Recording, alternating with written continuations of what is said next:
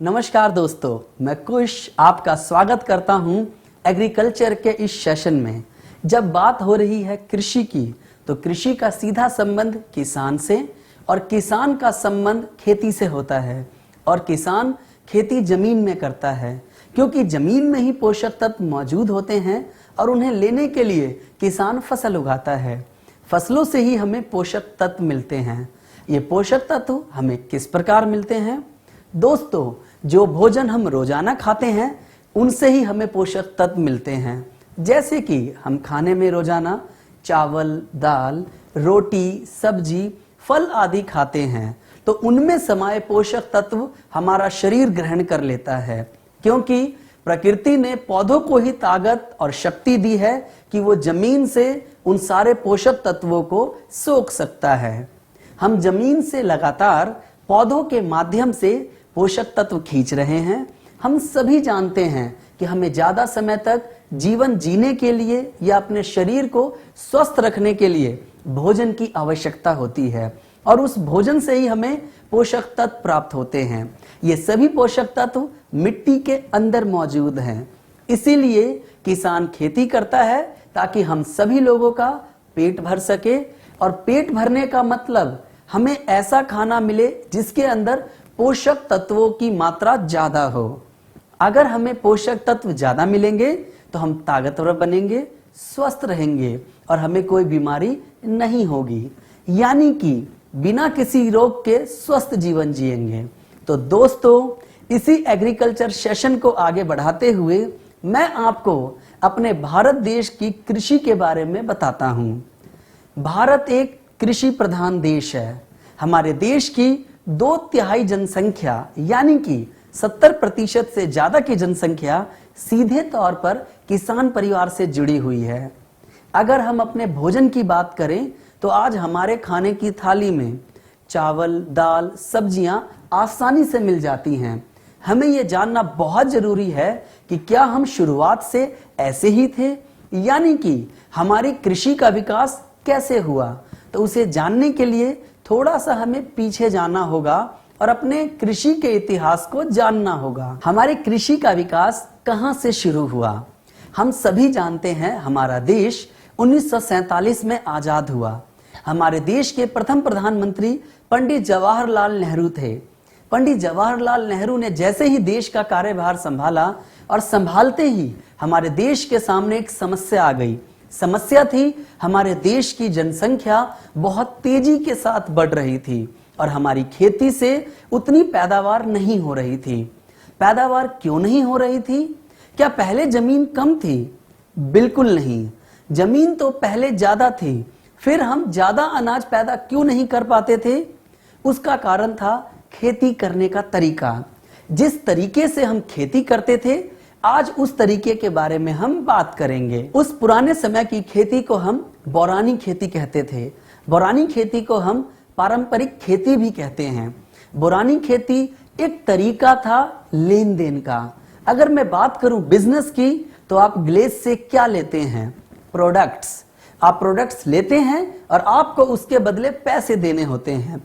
इसी तरह से हम भी अपनी जमीन से लगातार लेन देन करते हैं। ये जो बौरानी खेती थी वो कुछ नहीं, सिर्फ वो एक प्रकार का लेन देन का एक बढ़िया तरीका था। जो पोषक तत्व हम जमीन से ले रहे हैं, वो पोषक तत्व हमें वापस जमीन में लौटाने भी होंगे। पहले के समय में किसान अपनी जमीन को 2 भागों में बांट देता था। वो ऐसा लेन और देन को बराबर रखने के लिए करता था। वो जमीन के एक भाग में फसल उगाता था और दूसरे भाग को खाली छोड़ देता था, और उस दूसरे भाग में गोबर, राख, सड़ी गली पत्तियां और घर से निकली हुई वेस्ट चीजें होती थी, उसे उस भाग में डालता था। अब यहाँ पर लेन देन कैसे चल रहा है? यहाँ पर लेन देन पौधों की जड़ों के द्वारा चल रहा है। यहाँ पर एक तरफ से हम पौधों के माध्यम से पोषक तत्व निकाल रहे हैं और दूसरी तरफ से पोषक तत्वों को डाल रहे हैं। ऐसा हम इसलिए कर रहे हैं ताकि जमीन के अंदर पोषक तत्वों की बराबर मात्रा बनी रहे। जब पोषक तत्व जमीन के अंदर बने रहेंगे तो पौधों को ज्यादा पोषक तत्व मिलेंगे। पौधों से हमें खाना मिलता है और खाने से हमें पोषक तत्व मिलते हैं।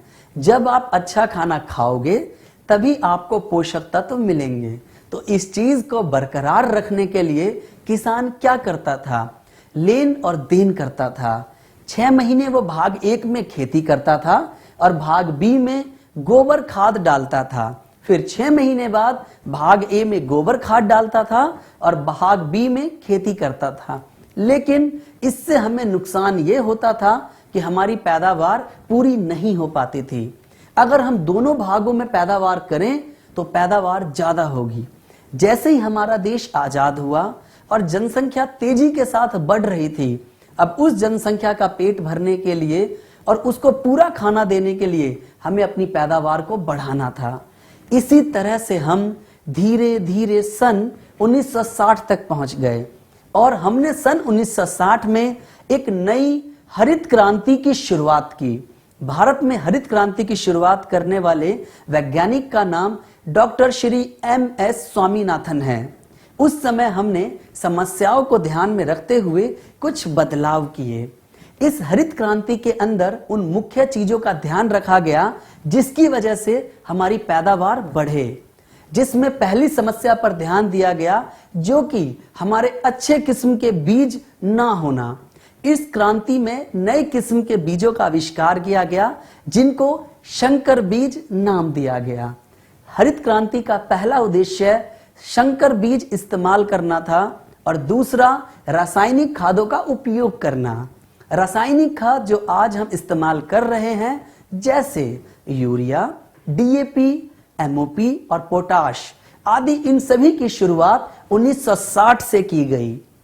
रासायनिक खाद के साथ हमने एक और चीज का इस्तेमाल करना शुरू कर दिया, वह रासायनिक पेस्टिसाइड थे। रासायनिक पेस्टिसाइड का मतलब कीटनाशक यानी कि जहर, क्योंकि हमें फसल को पैदा करने के साथ साथ उसे बीमारियों से भी बचाना जरूरी होता है। हरित क्रांति का तीसरा उद्देश्य नहर नालों का विकास करना था। पानी के लिए नहरों का विकास किया गया, नाले बनाए गए, सरकारी ट्यूबवेल लगाए गए। अपनी फसलों की पैदावार बढ़ाने के लिए हमने उनका उपयोग करना शुरू किया। जैसे ही हम उनको उपयोग में लाए तो हमारी पैदावार बढ़ने लगी। जब हमारी पैदावार बढ़ने लगी तो हम धीरे धीरे इस रासायनिक खाद और पेस्टिसाइड्स का इस्तेमाल बढ़ाने लगे। लेकिन हमने यूरिया का ज्यादा इस्तेमाल करना शुरू कर दिया जो कि एक रासायनिक है। DAP, MOP आदि चीजों का इस्तेमाल करना शुरू कर दिया और धीरे धीरे आज हमने उसकी मात्रा इतनी बढ़ा दी कि एक ही केमिकल का बार बार इस्तेमाल करने से जमीन के पोषक तत्वों की कमी होने लगी है। ये समस्या शायद हमारे किसानों को पूरा ज्ञान न मिल पाने की वजह से आई। उन्होंने ज्यादा पैदावार के लालच में इसका ज्यादा उपयोग करना शुरू कर दिया। अब उसका असर हमारी जमीन पर दिखने लगा। केमिकल के ज्यादा प्रयोग के कारण जमीन पर असर पड़ने लगा और हमें बीमारियां लगने लगी। हमें बीमारियां क्यों लगने लगी?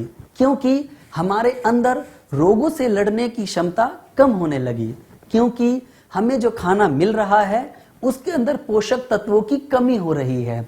इस नए तरीके से हम लेन देन के पुराने रिश्ते को भूल गए। हम ज्यादा पैदावार के लालच में आ गए और हमने सिर्फ लेना ही चालू रखा। अगर किसी भी चीज को थोड़ा थोड़ा भी निकालते रहेंगे वह एक दिन समाप्त हो जाएगी। तो यही कारण है कि जमीन के अंदर जो पोषक तत्वों की भरमार थी वो धीरे धीरे समाप्त होने लगी और उसका असर इंसान पर दिखने लगा।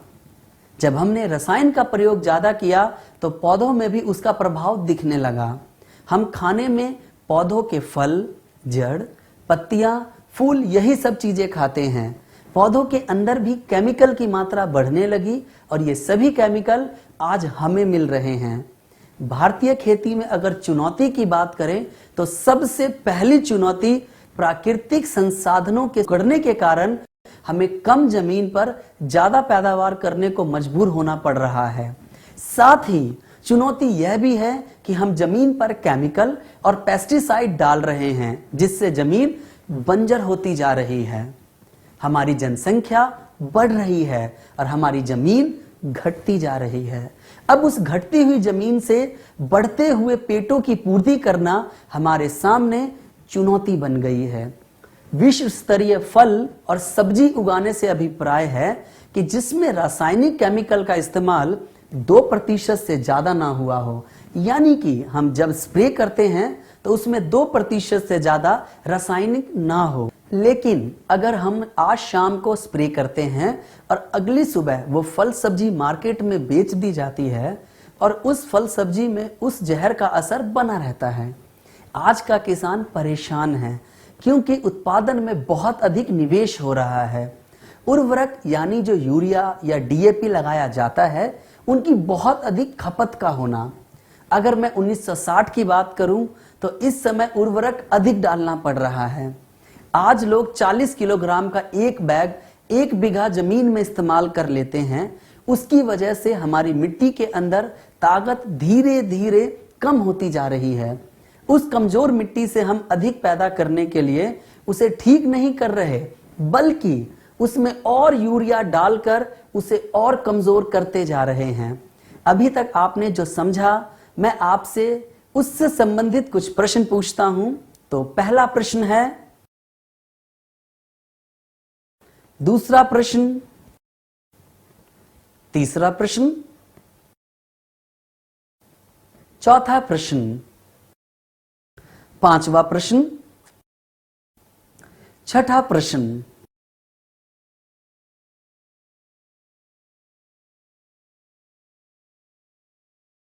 किसान की अगली परेशानी है फसलों में रोगों का ज्यादा होना। पहले के मुकाबले आज फसलों में बहुत ज्यादा बीमारियां आने लगी हैं। उदाहरण के लिए कपास यानी कि रुई के अंदर इतना कीड़ा लगने लगा है, किसान उसको रोकने के लिए केमिकल इस्तेमाल करते हैं। 1 बार केमिकल डालते हैं, 2 बार केमिकल डालते हैं, 3 बार केमिकल डालते हैं और वही केमिकल उन कीड़ों पर असर नहीं कर रहा है। अब इस समस्या का हल कहां से मिलेगा? कैसे उस फसल को कीड़ों से बचाया जा सके? क्या लगातार केमिकल की मात्रा को बढ़ाते रहना चाहिए? क्या इसका कोई समाधान है? जी हां, हमारे गैल्वे कृषम के बायो प्रोडक्ट से इसका समाधान संभव है। अगली परेशानी है मिट्टी के अंदर नमी का कम होना। हमारे किसान के सबसे अच्छे मित्र केचुए का कम हो जाना। केचुआ मिट्टी को ऊपर नीचे यानी कि भुरभुरा बनाता है। ये मिट्टी के अंदर नली बना देता है। ये एक तरफ से अंदर जाता है और दूसरी तरफ से बाहर निकल आता है।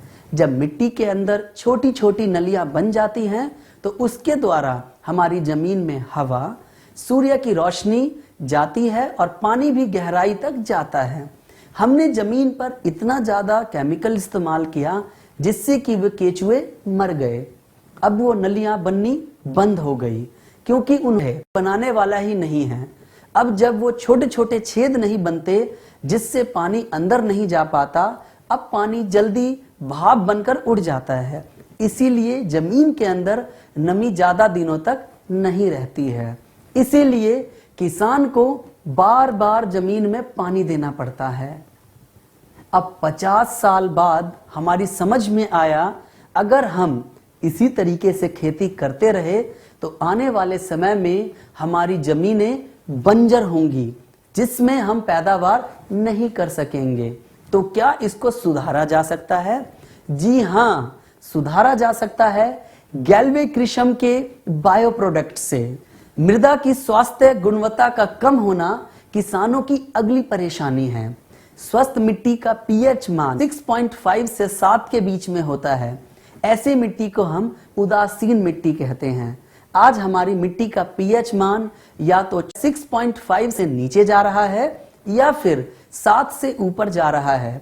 अगर ये नीचे जाएगा तो मिट्टी अम्लीय हो जाएगी और अगर इससे ऊपर जाएगा तो क्षारीय मिट्टी हो जाएगी। दोनों ही रूप में ऐसी मिट्टी को हम बंजर मिट्टी कहते हैं। ये ज्यादा मात्रा में रासायनिक उर्वरक, पेस्टिसाइड डालने से हो रहा है। उदाहरण, आप लोग सब्जी बनाते हैं, सब्जी में नमक डालते हैं। अगर वो नमक ज्यादा हो जाए तो क्या होगा? सब्जी बेस्वाद हो जाएगी। और अगर उस सब्जी में नमक कम हो जाए तो क्या होगा? तब भी सब्जी बेस्वाद हो जाएगी। इसी प्रकार मिट्टी का भी पीएच मान सामान्य रहना जरूरी होता है। अगर मिट्टी का पीएच मान सही रहेगा और केमिकल की मात्रा कम रहेगी तो उसके साथ साथ लाखों करोड़ों मित्र जीवाणु थे जो कि किसान के लिए मुफ्त में काम करते रहते थे, लेकिन आज वो काम नहीं करते हैं, जिनका काम सिर्फ मिट्टी को उपजाऊ बनाना, मिट्टी को नम बनाना और मिट्टी की प्राकृतिक क्रियाओं को चलाते रहना था। लेकिन हमने उन्हें केमिकल डालकर नष्ट कर दिया। अगर हम मिट्टी को वो पुरानी ताकत फिर से देना चाहते हैं तो हमें उनको फिर से मिट्टी में वापस लेकर आना होगा। तो क्या उनको वापस अपनी मिट्टी में लाना संभव है? बिल्कुल संभव है, गैल्वे कृषम के बायो प्रोडक्ट्स के साथ। आगे हम केमिकल के बुरे प्रभावों के बारे में बात करते हैं। गेहूं की फसल की बात करें तो अगर किसान स्प्रे कर रहा है तो उसे पौधों में सबसे ज्यादा गेहूं के दाने चाहिए। वो सबसे ज्यादा स्प्रे गेहूं के दाने पर करेगा और इंसान ही उस गेहूं को खाने में सबसे ज्यादा इस्तेमाल करते हैं और सबसे ज्यादा जहर इंसान के अंदर जाएगा। उस फसल से जो भूसा तैयार होता है, उस भूसे का इस्तेमाल जानवरों को चारा खिलाने में किया जाता है। हमें पालतू जानवरों से दूध मिलता है और उस दूध में तो केमिकल है क्योंकि हमने ही केमिकल मिले भूसे को जानवरों को खिलाया है। कुल मिलाकर देखा जाए तो केमिकल किसी न किसी रूप में हमारे अंदर पहुंच ही जाता है और बचा हुआ केमिकल मिट्टी में मिल जाता है और मिट्टी में मिला हुआ केमिकल भी घुलकर पानी में पहुंच जाता है। पानी के अंदर जो छोटे छोटे जीव हैं जैसे मेढक, मछली आदि कई जीव इसके संपर्क में आते हैं तो ये केमिकल इनके अंदर चला जाता है और उस छोटे जीव को जो भी पक्षी या कोई अन्य जंतु ग्रहण करता है तो उसके अंदर भी ये केमिकल चला जाता है। इन केमिकल को परसिस्टिंग केमिकल कहते हैं, यानी कि पीढ़ी एकांतरण केमिकल। ऐसे केमिकल जो कि एक से दूसरे में, दूसरे से तीसरे में, तीसरे से चौथे में और लगातार आगे बढ़ते रहते हैं। अगर हम डीडीटी की बात करें तो एक बार मिट्टी में इस्तेमाल करने से अगले आने वाले 20 सालों तक इसका असर मिट्टी के अंदर बरकरार रहेगा। इस चक्र को गैल्वे कृषम के प्रोडक्ट के द्वारा तोड़ा जा सकता है। हम गैल्वे कृषम के प्रोडक्ट का अगर इस्तेमाल करना शुरू करें तो यह चक्र अपने आप ठीक हो जाएगा। आज जो हम इतना सारा केमिकल जो कि दूध, पानी और खाने से ले रहे हैं तो हमारा आने वाला भविष्य भी केमिकल युक्त होगा। दोस्तों, आज का समय अगर हम देखें तो छोटी सी उम्र में ही हमें चश्मे लग जाते हैं, बाल पक जाते हैं और छोटे छोटे बच्चों को किडनी और दिल की परेशानी हो जाती है, अपंगता आने लगी है क्योंकि उन्होंने जो खाना खाया है उसके अंदर पूरे पोषक तत्व नहीं हैं। क्या इसको दूर किया जा सकता है? बिल्कुल दोस्तों, किया जा सकता है और इसका तरीका है गैल्वे कृषम के बायो प्रोडक्ट से। अगर हम गैल्वे कृषम के बायो प्रोडक्ट का इस्तेमाल करें जो हानिकारक केमिकल रहित है तो अपने भविष्य को सुधारने के लिए हमें अपनी खेती को भी बदलना होगा और आज की रासायनिक खेती को छोड़कर हमें नई किस्म की खेती पर आना होगा। उस खेती का नाम जैविक खेती है और अगर दूसरे शब्दों में कहें तो गैल्वे कृषम की खेती। जैविक खेती उस खेती को कहते हैं जिसमें हानिकारक रासायनिक केमिकल का प्रयोग ना किया जाए तथा मित्र जीवाणुओं और प्राकृतिक उर्वरक के साथ जो खेती की जाए उस विधि को हम जैविक खेती कहते हैं। तो इस मौके का फायदा हमें कहां से उठाना चाहिए? Glaze trading India private limited के कृषम प्रोडक्ट से। दोस्तों, अब हम फसलों में आने वाली सामान्य बीमारियों की बात करते हैं। बीमारी का सिर्फ एक ही मतलब होता है और वो है नुकसान। इसी तरह से किसी फसल के अंदर कोई बीमारी लग जाए तो फसल में पौधों को नुकसान, पैदावार का नुकसान तथा किसान को पैसे का नुकसान और उसने जो लागत लगाई उसका भी नुकसान होता है।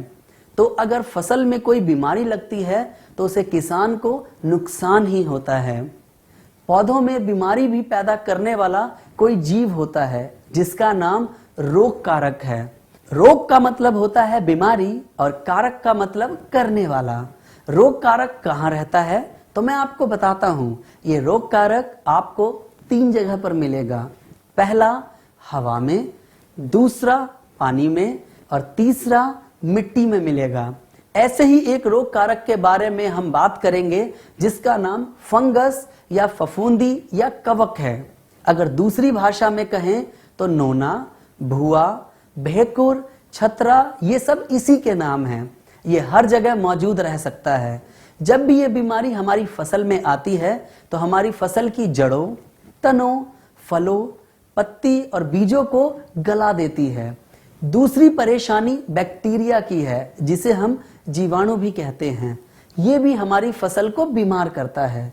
यह हमारी फसल को उगने नहीं देता, यह हमारी फसलों को गला देता है, यह हमारी सब्जियों को खराब कर देता है। यहाँ दो हमारे मुख्य रोग कारक हैं जिनके बारे में हम बात कर रहे हैं, जो कि हमारी फसलों को खराब कर देते हैं। ये रोग कारक कहां से हमारी फसल को बीमार कर सकता है? सबसे पहला रोग कारक हमें मिट्टी के अंदर मिलेगा, दूसरा हमें बीज में मिलेगा, तीसरा हमारी फसल की जड़ों को खराब कर सकता है, चौथा तने को गला देगा, पांचवा हमारे पत्तों को खराब कर देता है, छठा हमारे फूलों और फलों को भी खराब कर देता है। यानी कि पौधों के सभी भागों में यह बीमारी पैदा कर सकता है। किसी भी बीमारी को रोकने के लिए दो तरीके हैं, एक होता है ट्रीटमेंट और दूसरा होता है मैनेजमेंट। आप क्या चाहते हैं, ये आपका निर्णय है। मैनेजमेंट और ट्रीटमेंट में क्या फर्क है? मैनेजमेंट बीमारी आने से पहले किया जाता है और ट्रीटमेंट को बीमारी आने के बाद किया जाता है। अगर हम मैनेजमेंट बीमारी आने से पहले करेंगे तो हमारी फसल को नुकसान नहीं झेलना पड़ेगा। अगर हम ट्रीटमेंट बीमारी आने के बाद करेंगे तब तक हमारी फसल में नुकसान हो जाएगा। तो मैनेजमेंट पहले ही करना पड़ेगा। इसीलिए जब भी आप किसी किसान के पास जाएं और उसकी फसल में कोई बीमारी नहीं लगी है तब भी आप उसे अपने कृषम के बायो प्रोडक्ट इस्तेमाल करा सकते हैं। अब हम गैल्विक कृषम के बेहतरीन बायो प्रोडक्ट के बारे में जानेंगे। अगर हम इन गैल्विक कृषम के बायो प्रोडक्ट्स को इस्तेमाल करें तो हमारी फसल को क्या क्या फायदे होंगे? गैल्विक कृषम के बायो प्रोडक्ट्स पर्यावरण के अनुकूल हैं। गैल्विक कृषम प्रोडक्ट का इस्तेमाल अपनी जमीन या फसल में करते हैं तो इनका किसी पक्षी, जानवर या अन्य किसी जीव पर बुरा प्रभाव नहीं पड़ता। दूसरा फायदा कम लागत का है। हमारे प्रोडक्ट्स फसल से ज्यादा मिट्टी पर काम करते हैं। जैसे कि उदाहरण के लिए अगर एक माँ स्वस्थ होती है तो बच्चा भी स्वस्थ होता है। इसी तरह हमारी मिट्टी अगर स्वस्थ होगी तो हमारी फसल भी बेहतर होगी। गैल्विक कृषम के बायो प्रोडक्ट्स को आप सभी फसलों में उपयोग कर सकते हैं, सिर्फ मशरूम को छोड़कर। हमारे प्रोडक्ट का लंबा और स्थायी परिणाम होता है, यानी कि हम अपने प्रोडक्ट्स को जब भी अपनी फसल में इस्तेमाल करते हैं तो उसका रिजल्ट घटता नहीं बल्कि धीरे धीरे बढ़ता है, क्योंकि ये जो छोटे छोटे जीव हैं जो हमारे प्रोडक्ट में मौजूद हैं वो धीरे धीरे करके अपनी संख्या को बढ़ाते हैं। जब हम अपने गैल्विक कृषम के बायो प्रोडक्ट्स को जमीन में इस्तेमाल करते हैं तो हमारे इन प्रोडक्ट्स के अंदर मौजूद जीव अपनी संख्या को 3 से 5 दिनों के अंदर 2 गुना कर लेते हैं, आगे उसको 4 गुना फिर 8 गुना कर लेते हैं। गैल्विक कृषम के बायो प्रोडक्ट्स का असर बढ़ता चला जाता है क्योंकि यह एक जीवित जीवाणु से बना हुआ है। आप गैल्विक कृषम के बायो प्रोडक्ट्स को देखेंगे तो उस पर कोई भी खतरनाक जहर वाला निशान मौजूद नहीं है। इसका मतलब इसके अंदर किसी भी प्रकार का कोई हानिकारक जहर इस्तेमाल नहीं किया गया है। गैल्विक कृषम के बायो प्रोडक्ट्स नोका सर्टिफाइड है। नोका सर्टिफाइड का मतलब है नेचुरल ऑर्गेनिक सर्टिफिकेशन एग्रो, यानी कि हमारे जो प्रोडक्ट्स हैं वो ऑर्गेनिक सर्टिफाइड हैं। गैल्विक कृषम के जो बायो प्रोडक्ट्स हैं वो सालों साल तक प्रभावी हैं। अगर हम उसको लगातार इस्तेमाल करते हैं तो एक छमाही के बाद दूसरे छमाही में उसका प्रभाव लगातार बढ़ता जाता है। दोस्तों, हमारे प्रोडक्ट्स जमीन में जाकर उन सारी समस्याओं को दूर करता है जिससे कि एक पौधे की उपज यानी कि उसका फुटाव कम हो जाता है। अभी तक आपने जो समझा, मैं आपसे उससे संबंधित कुछ प्रश्न पूछता हूं तो पहला प्रश्न है, दूसरा प्रश्न, तीसरा प्रश्न, चौथा प्रश्न, पांचवा प्रश्न, छठा प्रश्न, सातवां प्रश्न,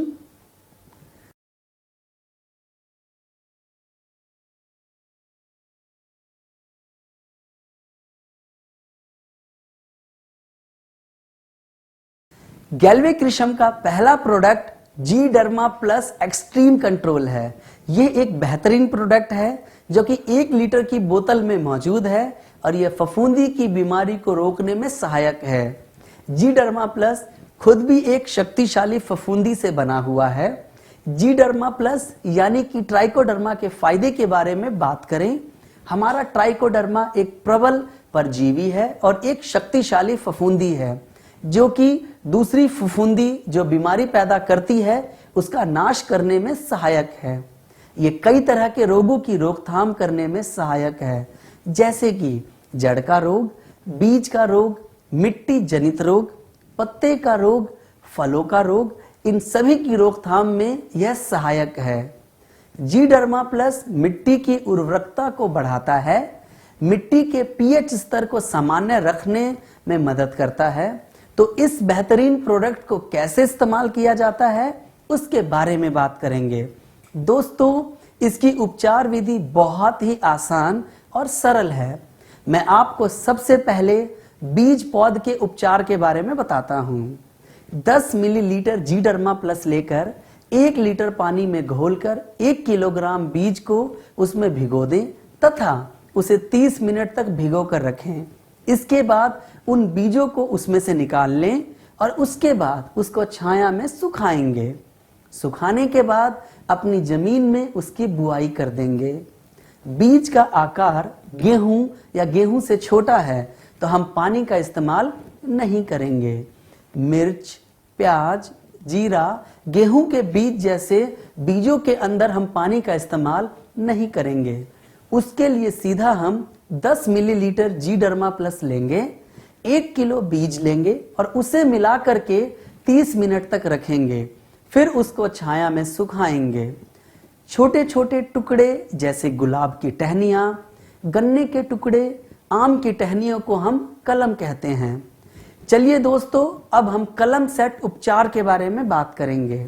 इसके लिए 125 से 250 ml जी डर्मा प्लस लेंगे और 60 लीटर से 80 लीटर तक पानी लेंगे। उसको उसमें घोल लेंगे। उसके बाद 2 कुंतल गन्ने का बीज लेंगे, उसको 30 मिनट तक भिगो कर रखेंगे और भिगोने के बाद उसकी बुआई कर देंगे। उस घोल में से गन्ने को निकालने के बाद जो पानी बचेगा उसको ले जाकर उस गन्ने के खेत में छिड़काव कर देंगे। कलम सेट उपचार में जी डर्मा प्लस और पानी का घोल बनाने के लिए हम अपनी जमीन में ऐसा कोई कोना देखेंगे या पानी की जो नालियां होती हैं उस नाली में एक बांध लगाएंगे और फिर ठीक 1 मीटर के बाद दूसरा बांध लगाएंगे और उसमें 60 से 80 लीटर पानी को इकट्ठा कर देंगे। मिट्टी उपचार के लिए 100 ml जी डर्मा लेंगे और 10 किलोग्राम गोबर की खाद में मिलाएंगे। अगर आपके पास गोबर की खाद नहीं तो आप भुरभुरी मिट्टी इस्तेमाल में लाएंगे, यानी कि हल्की सूखी और हल्की गीली। अगर आपके पास मिट्टी भी नहीं तो आप राख का इस्तेमाल करें और आप चाहें तो वर्मी कंपोज यानी केचुए की खाद में भी मिला सकते हैं और पौधों की जड़ों में बुरकाव करें। 1 लीटर की बोतल को आप 1 एकड़ में इस्तेमाल करेंगे। आपकी फसल बड़ी हो गई हो तो सीधा जड़ों में भी डाल सकते हैं। नोट करिए कि गोबर की खाद 1 साल पुरानी होनी चाहिए। अब मैं आपको बताता हूं स्प्रे करने की विधि। 5 मिलीलीटर से लेकर 7 मिलीलीटर तक, जो कि 5 मिलीलीटर से कम ना हो और 7 मिलीलीटर से ज्यादा ना हो, उसको 1 लीटर पानी के हिसाब से मिलाएंगे। दूसरी विधि, 150 लीटर पानी में 1 लीटर जी डर्मा को मिक्स करेंगे और 1 एकड़ में स्प्रे करेंगे। स्प्रे करने का सही समय सुबह या शाम है। तेज धूप या बरसात में कभी भी स्प्रे नहीं करना चाहिए। नारियल के पेड़ों में स्प्रे करना हो तो इसके लिए 10 से 12 मिलीलीटर जीडर्मा लेंगे और 1 लीटर पानी में इसे मिलाएंगे और उस पेड़ पर छिड़काव कर देंगे। एक बात का ध्यान रखें, एक बार बोतल को खोलने के बाद जीडर्मा प्लस को 10 दिनों के अंदर पूरी तरह से इस्तेमाल में ले लेना है। हमारे प्रोडक्ट की एक्सपायरी डेट 24 महीने तक की है। अभी तक आपने जो समझा, मैं आपसे उससे संबंधित कुछ प्रश्न पूछता हूं। तो पहला प्रश्न है, दूसरा प्रश्न, तीसरा प्रश्न,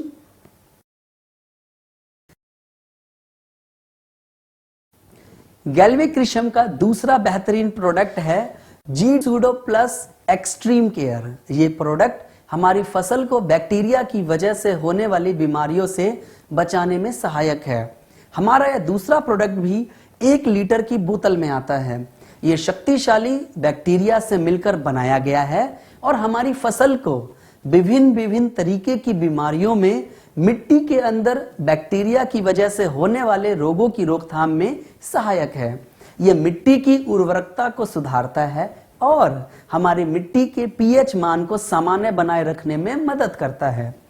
प्रयोग करने की विधि, 4 से 5 मिलीलीटर जी सूडो प्लस तथा 1 लीटर पानी लेना है।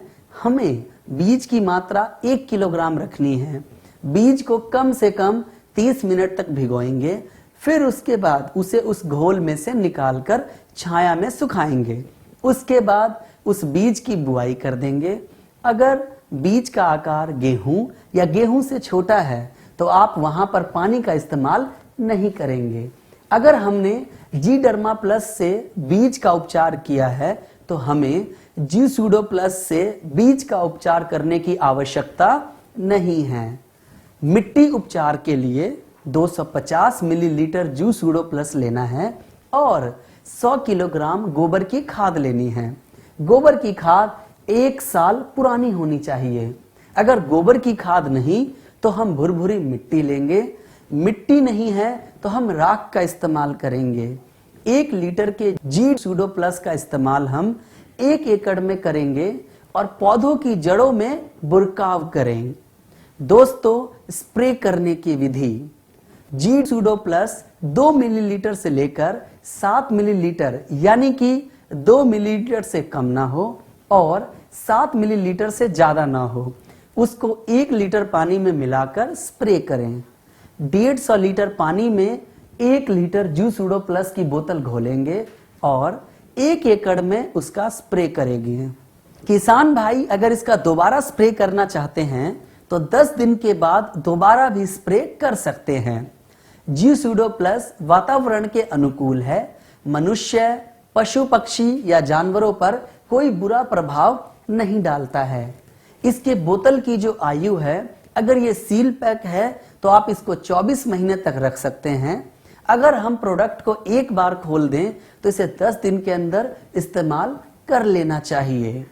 अभी तक आपने जो समझा, मैं आपसे उससे संबंधित कुछ प्रश्न पूछता हूं। तो पहला प्रश्न है, दूसरा प्रश्न, तीसरा प्रश्न, चौथा प्रश्न, पांचवा प्रश्न, छठा प्रश्न, सातवां प्रश्न, हमारा तीसरा प्रोडक्ट है जीएनपीके बायो फर्टिलाइजर। हमारा जीएनपीके 1 लीटर की बोतल में आता है। ये 3 प्रकार के जीवित जीवाणुओं से मिलकर बनाया गया है, जिनका काम पौधों या मिट्टी के अंदर जाकर लगातार नाइट्रोजन, फास्फोरस और पोटेशियम का निर्माण करना है। जीएनपीके जैव उर्वरक के तौर पर एक बेहतरीन विकल्प है। प्राकृतिक तरीके से नाइट्रोजन, फास्फोरस और पोटैश प्रदान करता है। हमारी मिट्टी में मौजूद रासायनिक उर्वरकों के प्रभाव को कम करने में भी सहायक है। मिट्टी की उर्वरकता को सुधारता है, फसल को स्वस्थ बनाने में सहायक है और बेहतर उपज को बढ़ावा देने में सहायक है। मिट्टी का उपचार ऐसे करना है कि 250 मिलीलीटर GNPK लेंगे और 100 किलोग्राम गोबर की खाद लेंगे जो कि 1 साल पुरानी होनी चाहिए।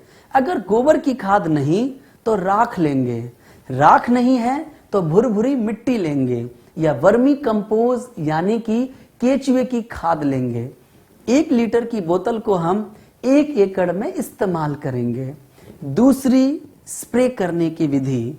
स्प्रे के लिए 2 मिलीलीटर GNPK 1 लीटर पानी में घोलेंगे और उसका स्प्रे करेंगे या 150 लीटर पानी के अंदर 1 लीटर GNPK को मिलाएंगे और उसका घोल बनाएंगे। इसको 1 एकड़ एरिया में इस्तेमाल करना है। स्प्रे करने का सही समय सुबह या शाम होता है। GNPK का एक्सपायरी डेट 24 महीने का होता है।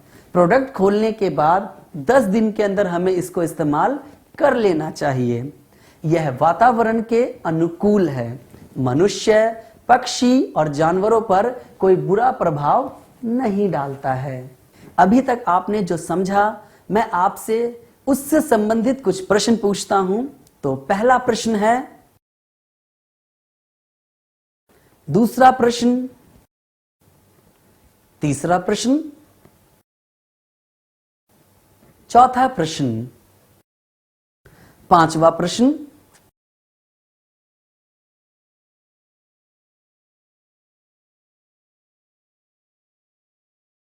गैल्वेक्रिशम का अगला bio product GC extreme power है।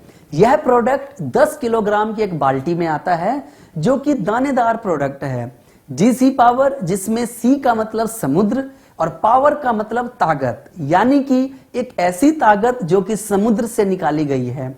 यह प्रोडक्ट पूरी तरह से बायो है। इसमें किसी भी प्रकार का हानिकारक रासायनिक केमिकल इस्तेमाल नहीं किया गया है।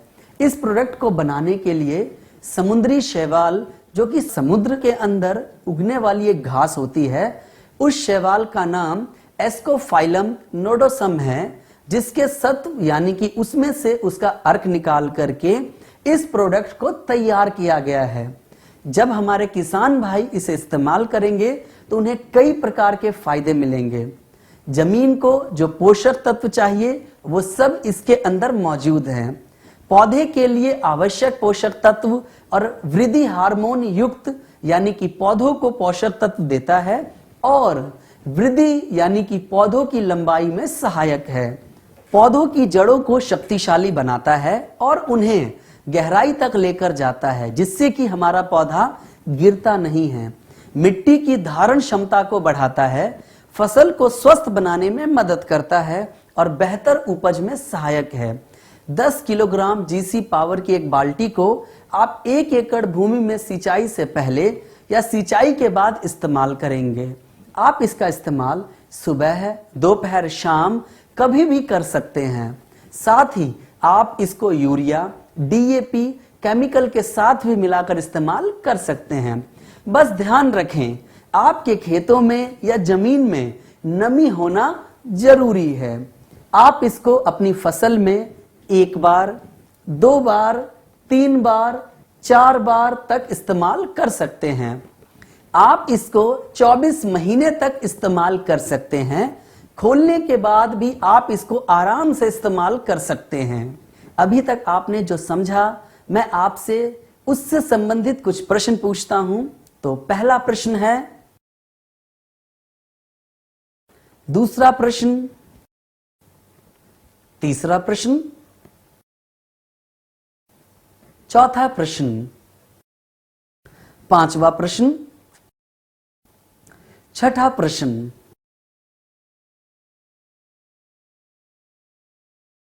अगला प्रोडक्ट जिसका नाम जीवैम माइकोराइजा बायो फर्टिलाइजर है, जो कि 4 किलोग्राम के बैग में उपलब्ध है। यह एक बुनियादी बायो फर्टिलाइजर के आधार पर काम करता है। यह पौधों की जड़ों में सहजीवी की तरह वास करके उनके फैलाव को बढ़ाता है, जिससे पौधों को अधिक मात्रा में मिट्टी से पोषक तत्व प्राप्त होते हैं। ये मिट्टी की संरचना को सुधारता है, प्रकाश संश्लेषण को बढ़ाता है, सूक्ष्म तथा अति सूक्ष्म पोषक तत्वों को स्थानांतरित करता है, ये दानेदार प्रोडक्ट के रूप में मौजूद है। इस सहजीवी फफूंदी का कैरियर वेंटोनाइड सॉइल या ग्रेनुअल है। अब बात करते हैं कि इसको इस्तेमाल कैसे करना है।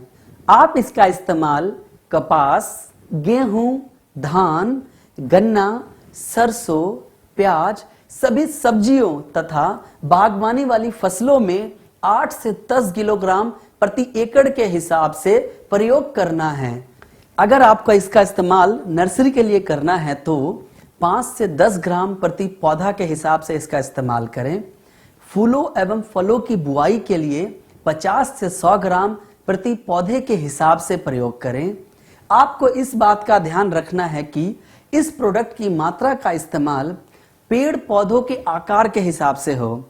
जीवैम को रासायनिक उर्वरक के साथ भी मिलाकर इस्तेमाल किया जा सकता है। प्रोडक्ट को हमें 36 महीने के अंदर इस्तेमाल कर लेना चाहिए। अभी तक आपने जो समझा, मैं आपसे उससे संबंधित कुछ प्रश्न पूछता हूं। तो पहला प्रश्न है, दूसरा प्रश्न, तीसरा प्रश्न, चौथा प्रश्न, पांचवा प्रश्न,